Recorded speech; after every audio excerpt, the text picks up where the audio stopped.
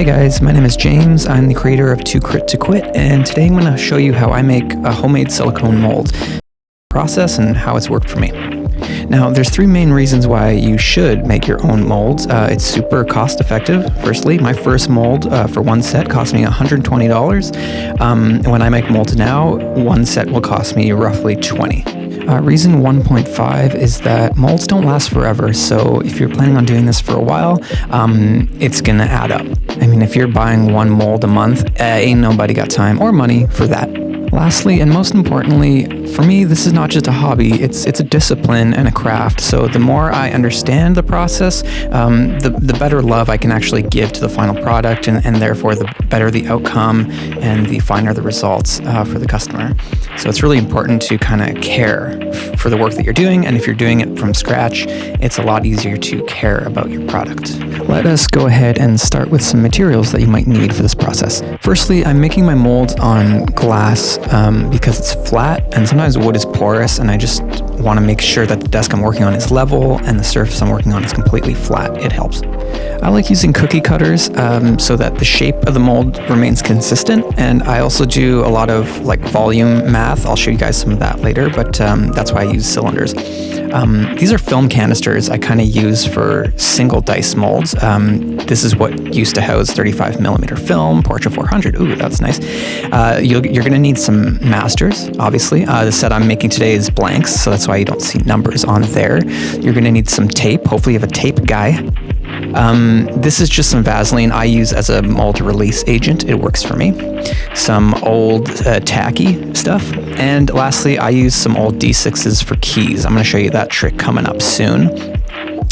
These are maps that I use for positioning the dice and all the math that goes along with it. This is the volume of my molds, the volume of the dice themselves. So I'm making sure not to waste any silicone because waste is a big no-no for me. So I want to use the proper amount and exact amount of silicone. All you're seeing here is the volume of the total mold minus the volume of the dice minus the volume of the keys plus the volume of the lid, and that'll give you a really close approximation of how much silicone you need without any waste. So I make a map to get exact positioning, and I use D6s as keys because they're deep and they work very effectively. Let's just spin a D6 here. Okay, so I use 3 pieces of tape when I lay down my sticky layer. I don't have a fancy tape guy like some people have, so this technique works for me. Just make sure there's no bubbles or weird overlapping stuff going on, and you should be good. There, one single sheet. So when placing my masters, I always try to go downward, like gently. I know that seems obvious, but instead of rolling corners on, anything like that, just kind of place them gently. That has kind of worked best for me. Now I'm going to slide those masters off, and I'm going to place my keys because they are already mapped out on my map. I'm just very gently sticking them with tacky onto the side of my mold casing there, the cookie cutter, and the volume of these keys have already been taken into consideration when I've done my math. So I know that the amount of silicone I'm going to use takes into account the 2 keys I'm using. There we go, just a gentle squeeze and we're good. So I'm going to use Vaseline as a mold release. Can I afford proper mold release? No. So I use Vaseline. So what I'm going to do is just quick layer it on the side of the cookie cutter and over the keys that are the D6s. And here we go. We're going to gently just lay it down right on the map.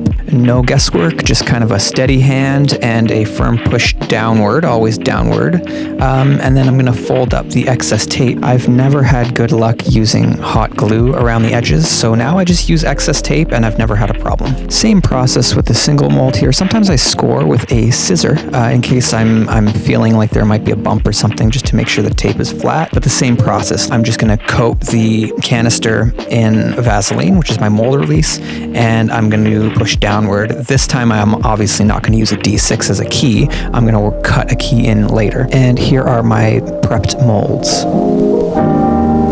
Moving on, I use MoldStar 30 for my silicone because I've used Shore Hardness 15 before, and I just like a more durable silicone. It just works better for me. It's rugged, I feel like it lasts a little bit longer, and I like working with it.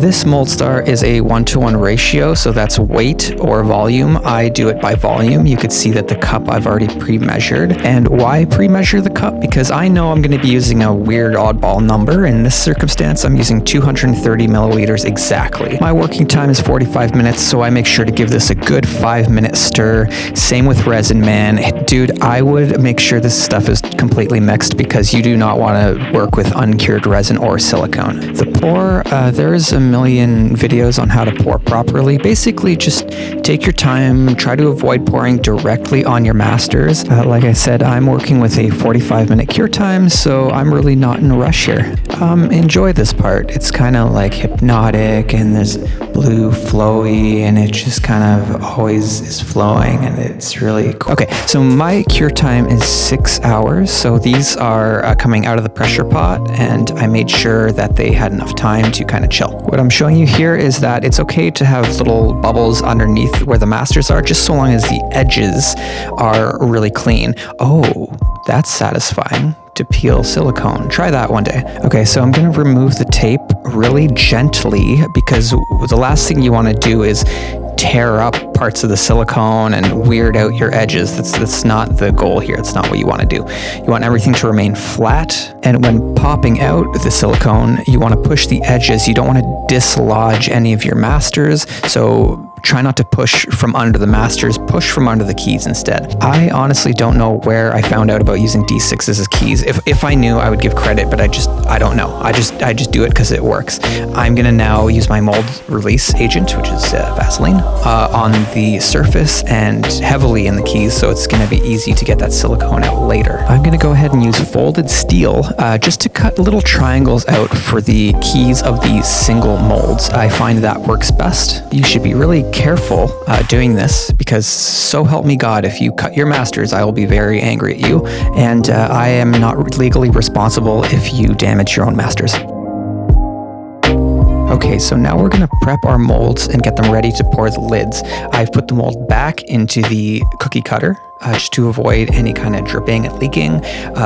Wrap it with tape for the same reason, and then I'm going to strap some elastics around there. It's like triple redundancy. I just don't want any silicone to leak down there, and there we go. We're ready to pour lids.